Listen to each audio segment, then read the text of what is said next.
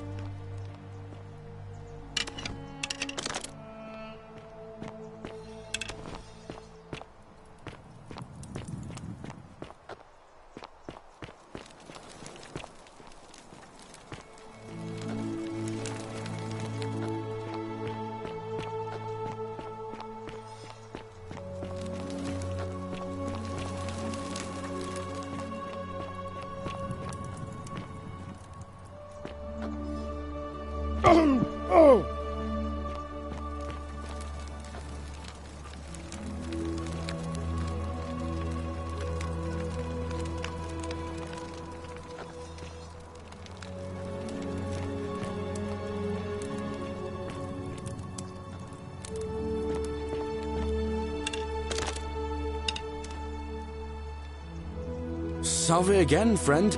I went and did as you asked, and it worked. How is it possible that you've just arrived here?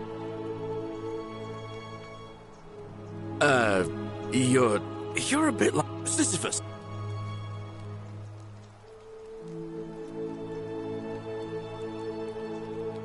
Sisyphus was a Greek king a long time ago. For daring to think he could outsmart the gods, he was forced to push a great boulder up to the top of a hill. Only, just as it reached the top, it would roll all the way back down to the bottom, forcing him to start over and over and over again, for all eternity. Just like you. Actually, now that I think about it, there are a bunch of old stories about the gods punishing people by making them do the same futile task over and over. Tantalus was made to grasp at fruit on a tree he could never quite reach. The Pleiades had to keep fetching water in a sieve.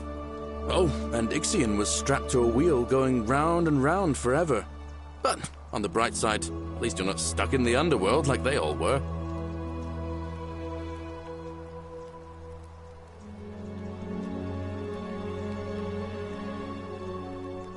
Anyway, I don't know which god you managed to upset to get yourself into this position, friend, but you seem all right to me. So, I'll tell you what. I'll keep doing whatever I can to help you. And you just focus on finding a way to break the cycle you're in.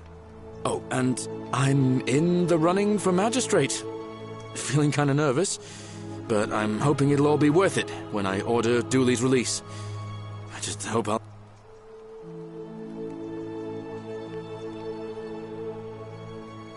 Oh, that's kind of you to say.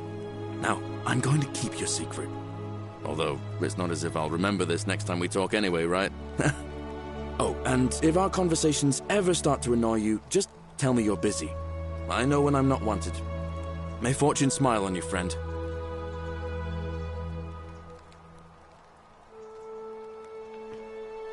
All weapons are to be tossed into the chasm.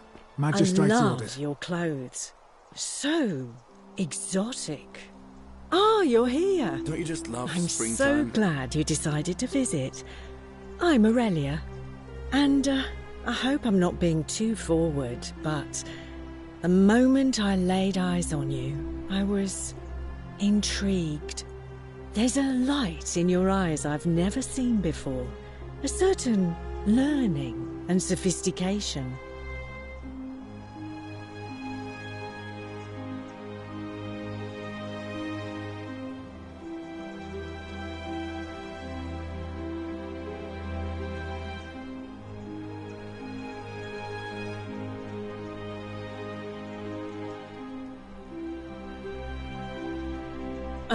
Coming on a bit strong, don't you think? I take back what I said. Suddenly, I don't find you so intriguing anymore. Let's just forget that ever happened, so we can at least do business. So, what brings you to my tavern?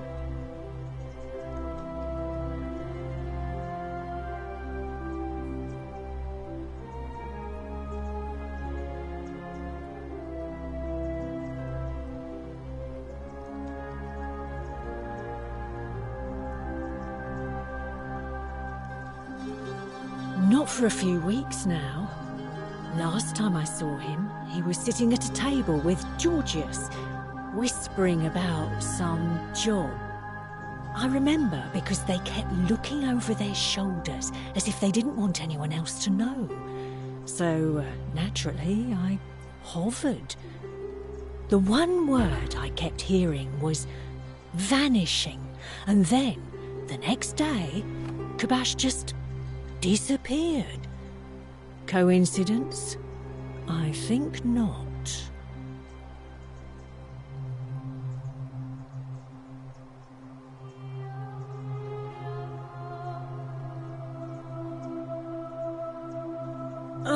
Let's... All right, see ya.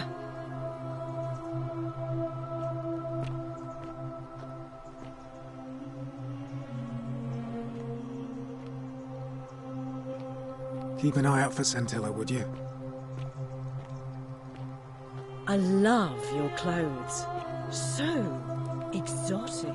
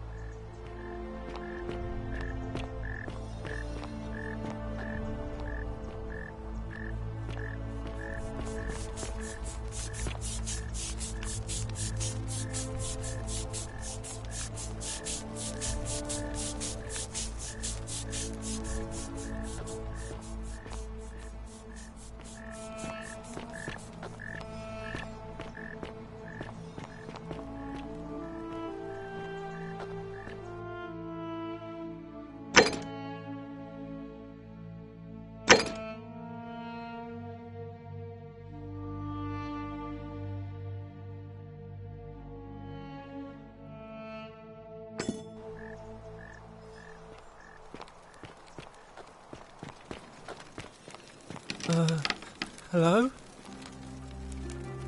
Hello? Do you...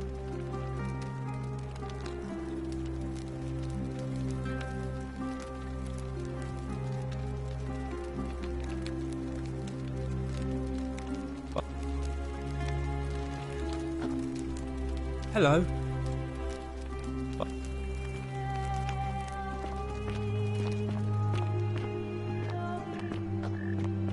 You look well, my sartorial friend.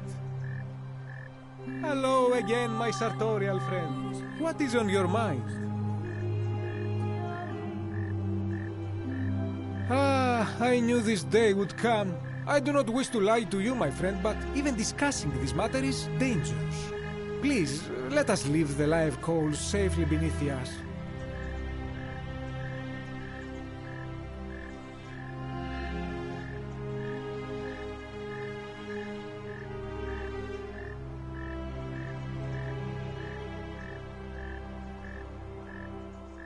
Very well, but the magistrate would not look kindly upon this, so please keep it to yourself.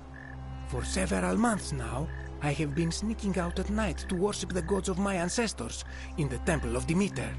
Each day, I leave offerings of food in the hope that we may have a bountiful harvest, and yet the next day when I return, the food is missing.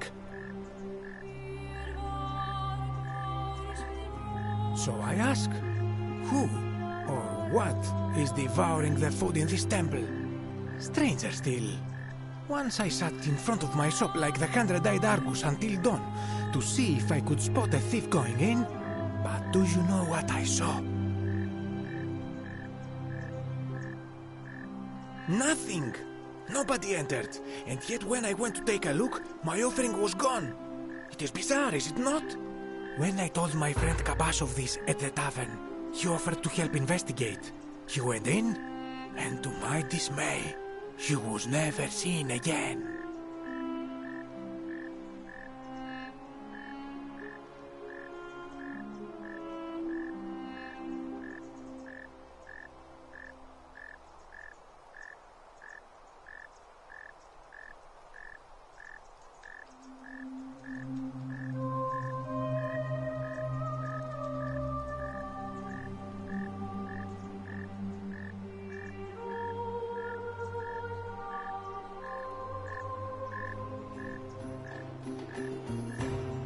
It's time! The election's on!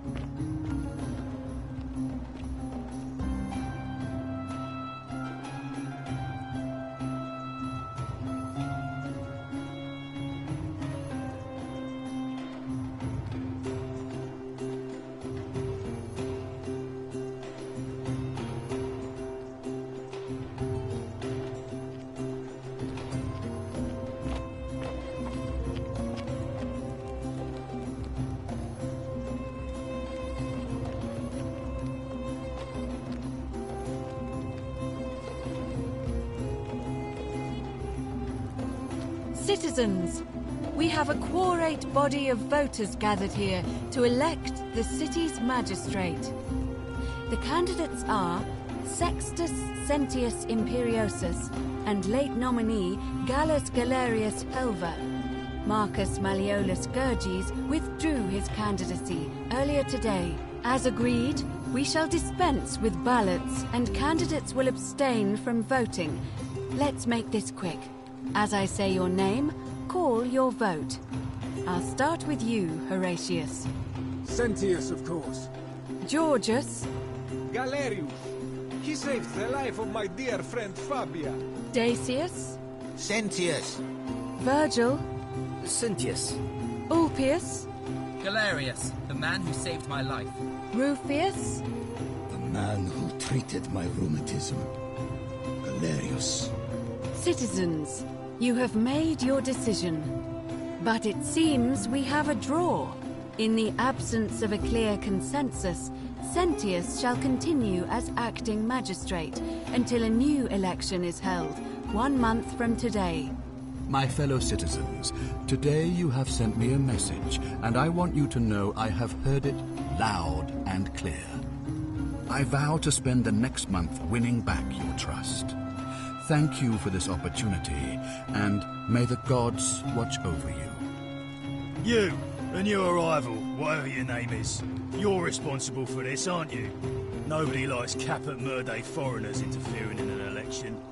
Shut up and let the magistrate speak. Malleolus is gonna be magistrate by the end of the day. You have no idea what you're doing. You're going to get us all killed. Just stay out of our way, and we won't have a problem. Wait, I will not allow you to do this.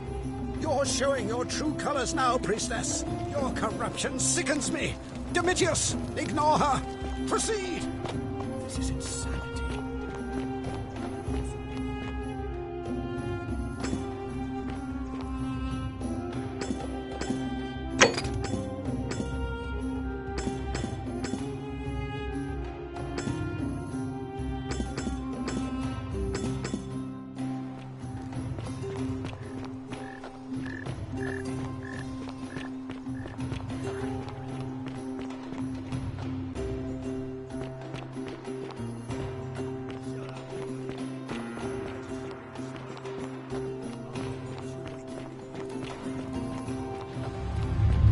The many shall suffer for the sins of the one.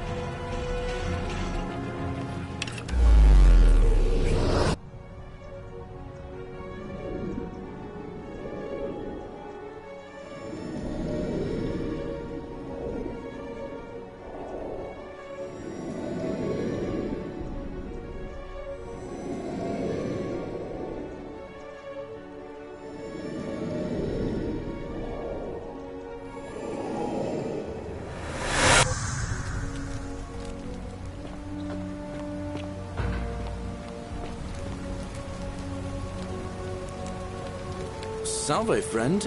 Mind telling me who you are and...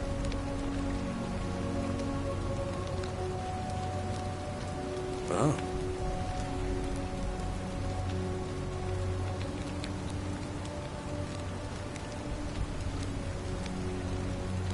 Poor Virgil. Poor Rufius too, I guess. Alright, got it.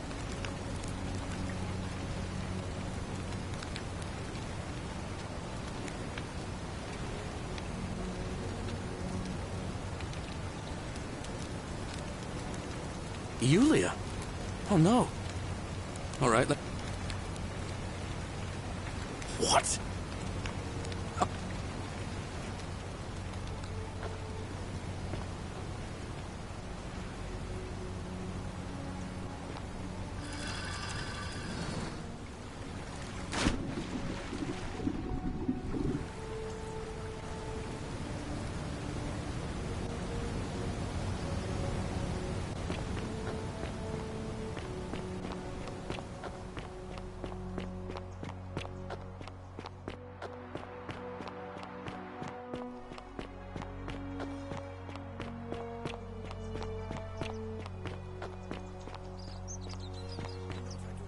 Greetings and salutations. Greetings. I'm George.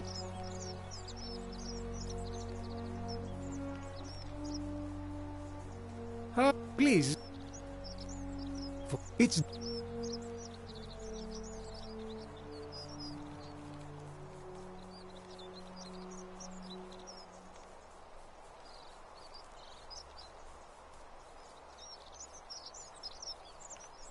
So I am...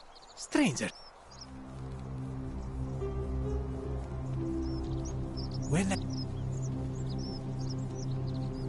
It is the only Greek temple in the city.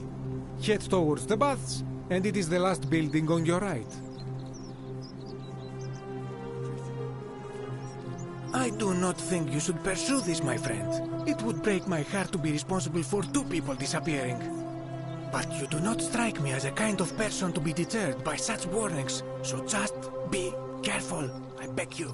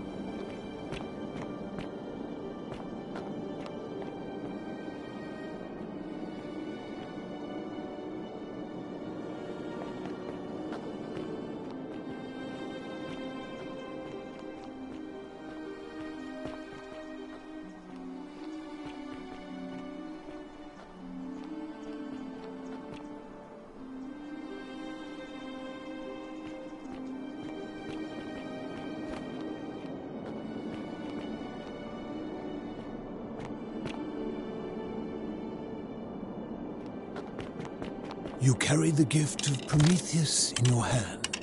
Remarkable. Welcome, welcome. May I ask your name? It's a sincere pleasure to meet you. Tell me, what brings you all the way down here?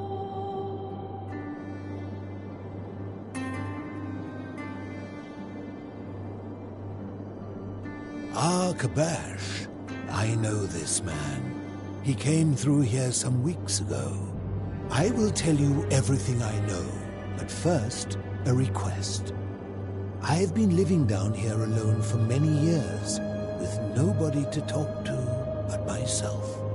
The one thing I long for above all else before I die is a good philosophical argument with somebody astute. I'm hoping that person is you. Let us find out with this simple question. Have you deduced the name of the god responsible for the Golden Rule? Excellent. I see you are indeed quite astute. Very few come to that realization before their time in the sun is over. Now, will you join me in a friendly Socratic dialogue?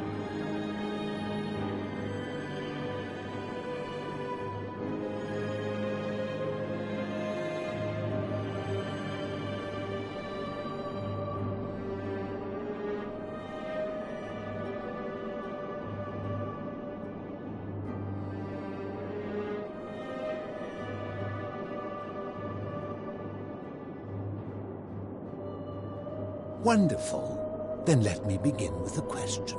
Would you say you know the difference between right and wrong?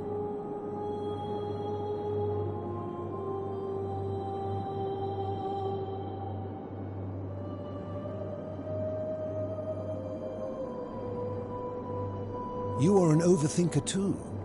We're the same then. It is probably why I became a philosopher.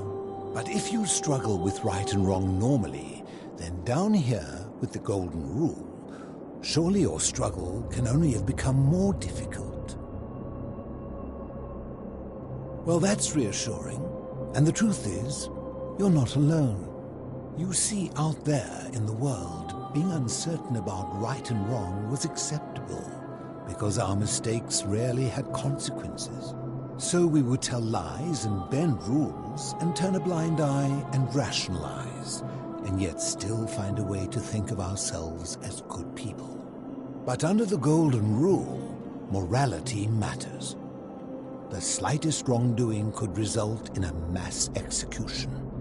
So to navigate this maze, we would have to be certain about the difference between right and wrong. Wouldn't you agree?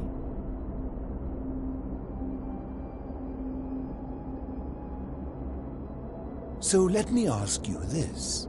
Is there one system of morality which is always perfectly correct, which you could follow in every situation and always do the right thing?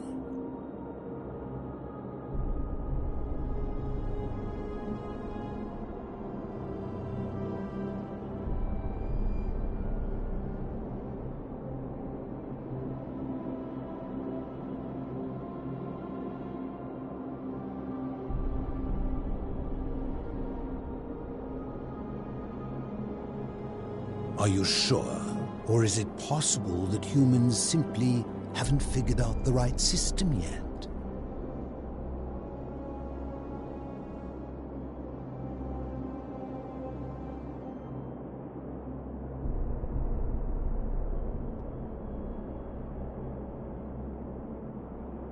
So is it up to each of us to decide what right and wrong mean to us individually? Or must we simply follow the laws and customs of whichever community we're in?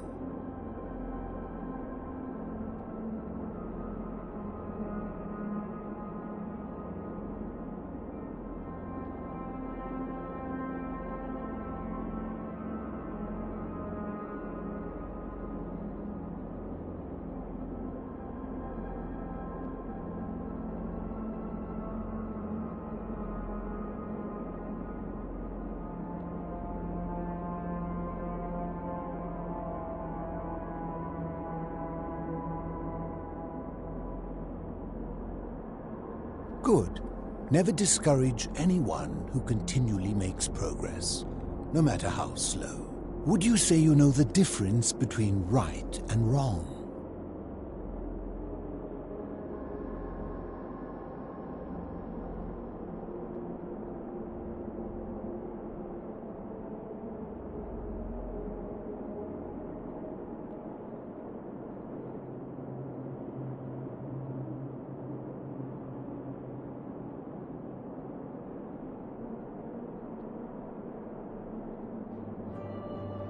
I see.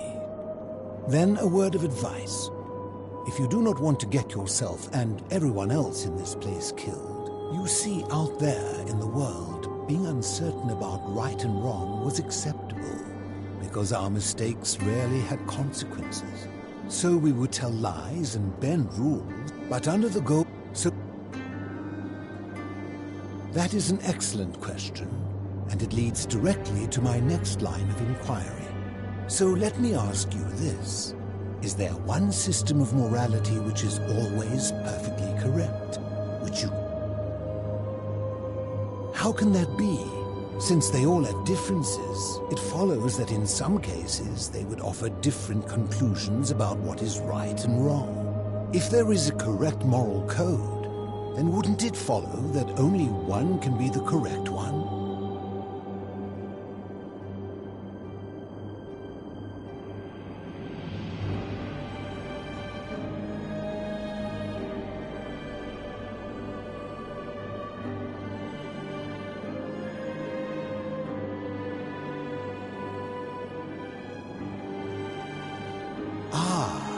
You know, I think you'd find an ally in Herodotus, a scribe from among my people who lived some 400 years ago.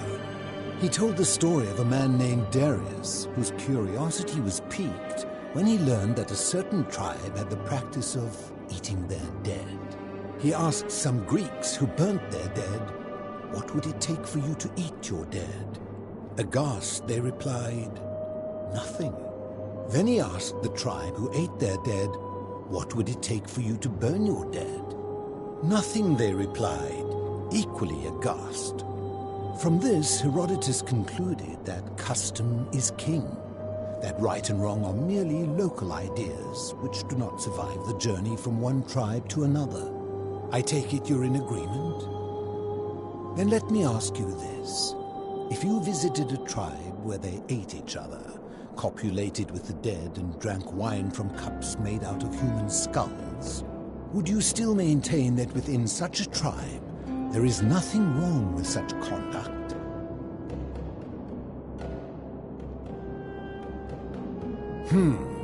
Disturbing. And while I do not agree with you, at least you would have the support of Herodotus. My point is this. I don't think anyone alive truly knows any hard and fast rules about right and wrong.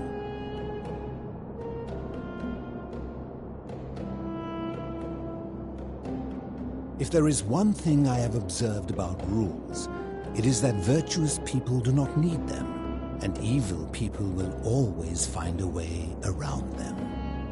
And so we must accept our limitations, and the sad truth that no human society will ever achieve the utopia for which it strives.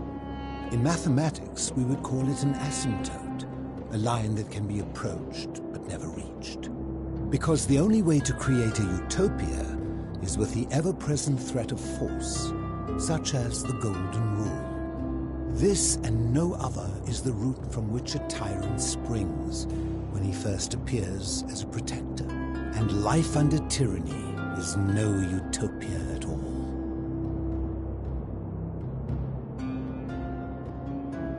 I'm glad to hear that. In any case, thank you for humoring an old man. I would be happy to answer your questions.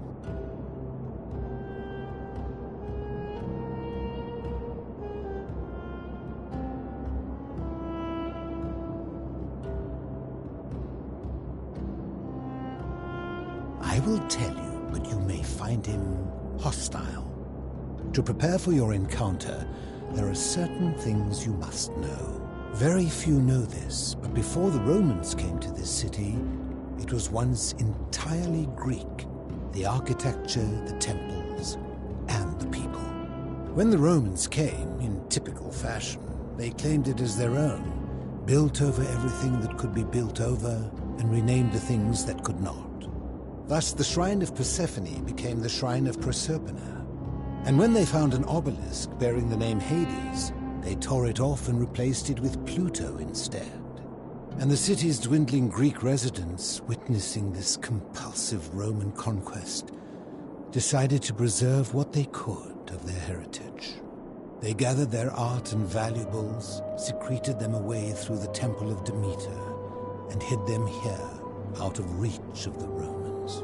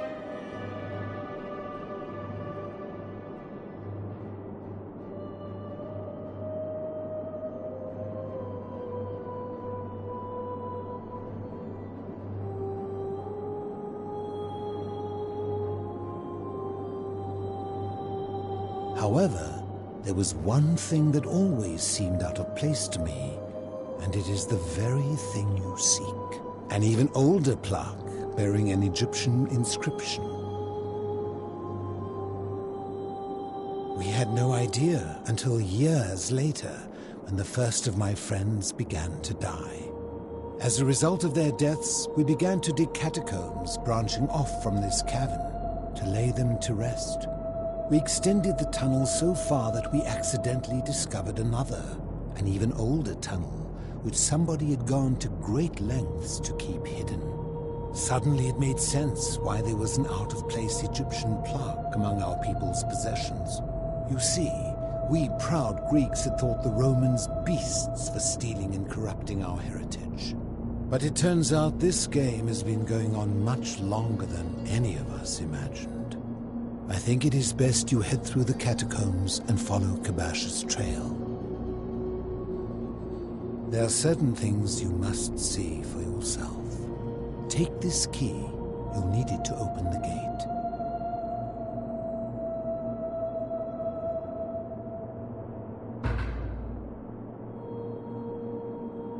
You mean, how did I end up living alone in this cave with nothing but these relics of the past for company? It's a long story.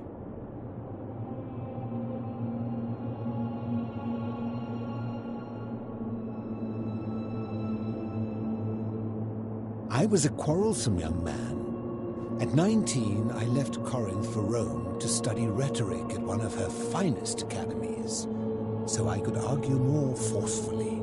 Back then, I used to enjoy verbally sparring with everyone I could, and I was good. One night I found myself in a tavern, in an argument with a drunk mercenary. It became heated, he drew a gladius, and I won the argument, but lost my life. I woke up on the banks of the Styx at a campfire opposite Karen. Of course, I tried to persuade her to let me return, but even with all my skill, I failed. I settled in, made friends, and learned what I could, quickly realizing our little community faced certain death under the Golden Rule. So I began looking for a place to hide underground. Fortunately, I found this place waiting for me. You see, I was not the first to take refuge here.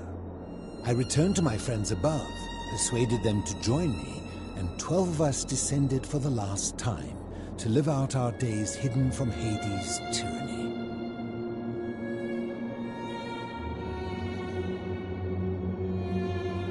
My generation was wiped out, turned to gold, many years ago. My friends and I were able to avoid the same fate by hiding down here. I think it's safest to assume that if I was to return, Hades would realize that his furies hadn't finished the job, and he'd send them after me again.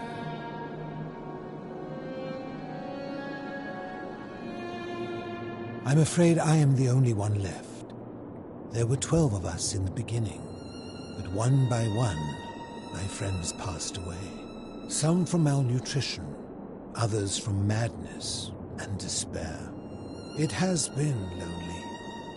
Before my unexpected visit from Kabash some weeks ago, I'd not seen another person in many, many years. Living in darkness is not without its challenges. The first challenge is diet. And sometimes, when there are Greek people living up above, I surface at night and salvage the offerings they've left in the temple of Demeter. The greater challenge is the isolation.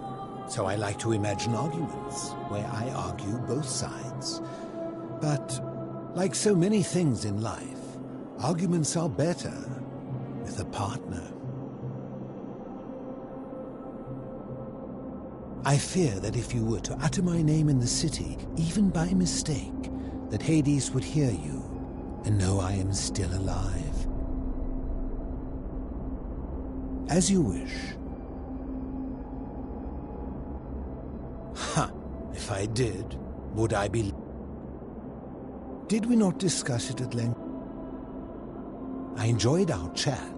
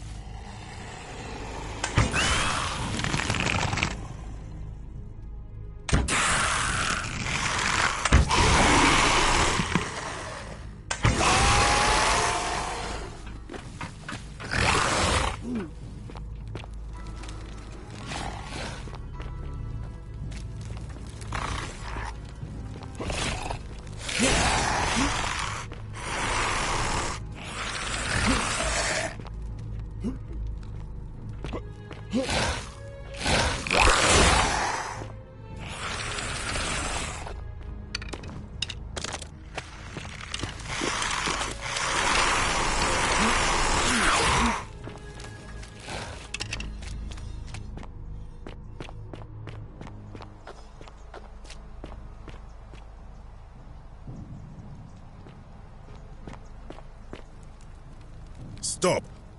Do not come any closer. Who are you? I am Kabash. And let me guess, another Greek or Roman come to loot and plunder the resting place of my ancestors,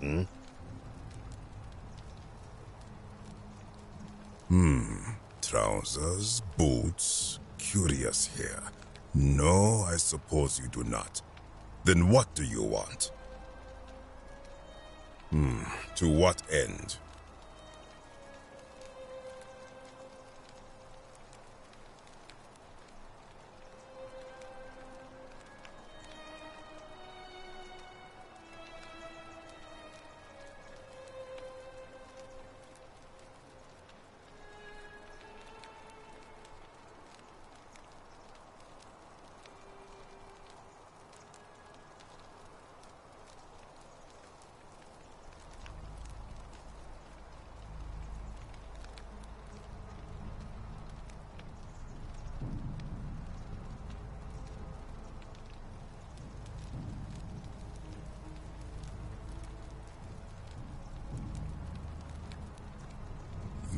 That is welcome news.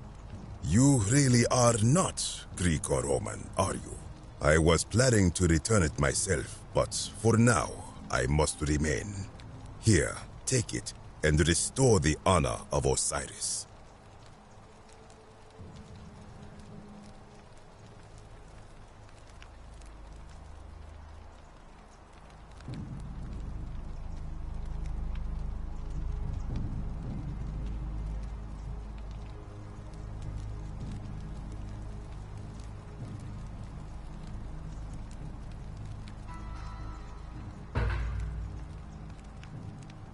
Now, as for the other plaque.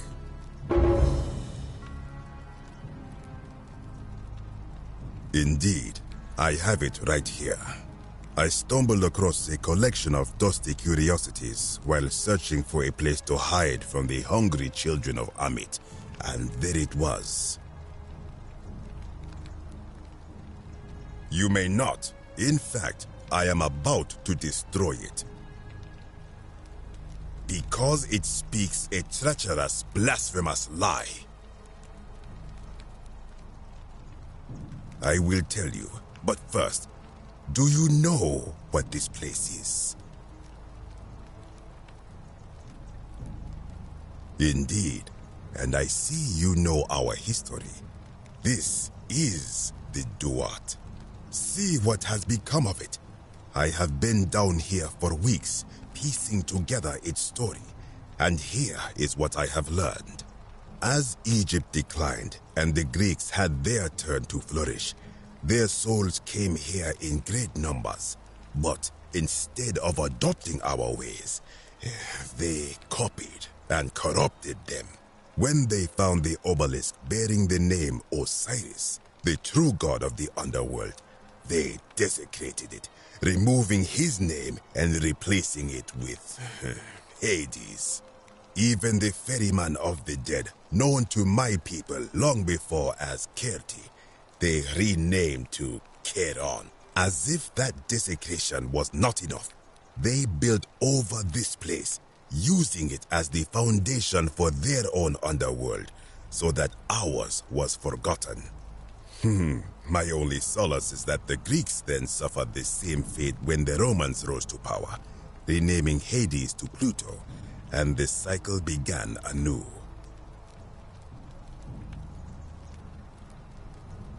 It is inscribed with a script I do not recognize, but it is ancient, almost as if it is older than the plaque bearing Osiris's name. But if that is so, it would imply the gods of Egypt are mere imitations too, copied and corrupted from an ancient people who prospered even before us, and that my people did to them what the Greeks and Romans did to us. But this I cannot accept. I sense a deception. Perhaps it is the work of Set, the usurper, seeking to undermine Osiris once more. You will never know.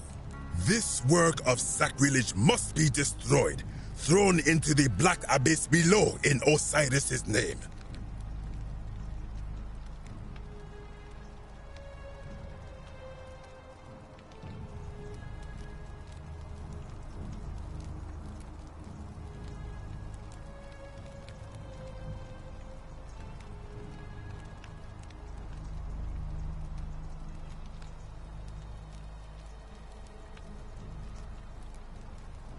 You are too late.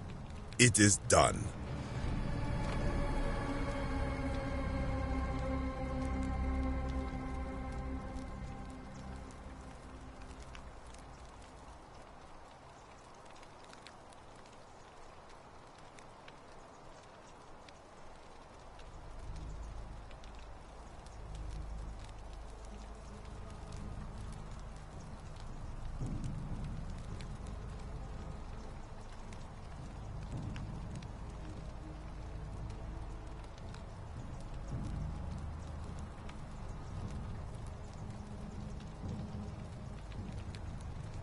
You would plunge into the depths of the Duat with no way back up.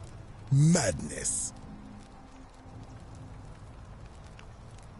If it will help you to see reason, then ask.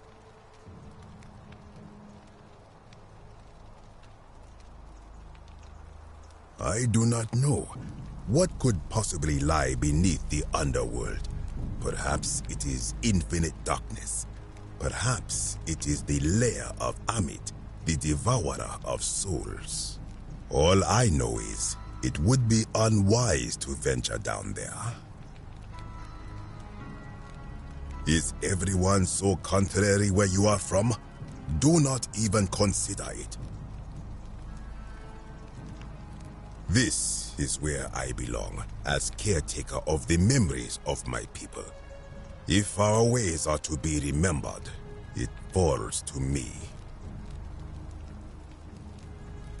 I think if someone is to break the golden rule, it will not be me, for I try to live as I always have by the command of the goddess Ma'at. Do to the doer to make him do. As for the punishment that will come from it, I finally understand why it has long been said among my people that gold is the skin of the gods.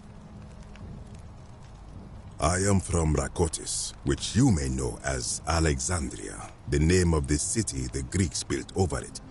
I was a fish. Since the Romans had taken over from the Greeks, I took the opportunity to learn Latin and eventually traveled to Rome. When the fires broke out last year, I tried to help.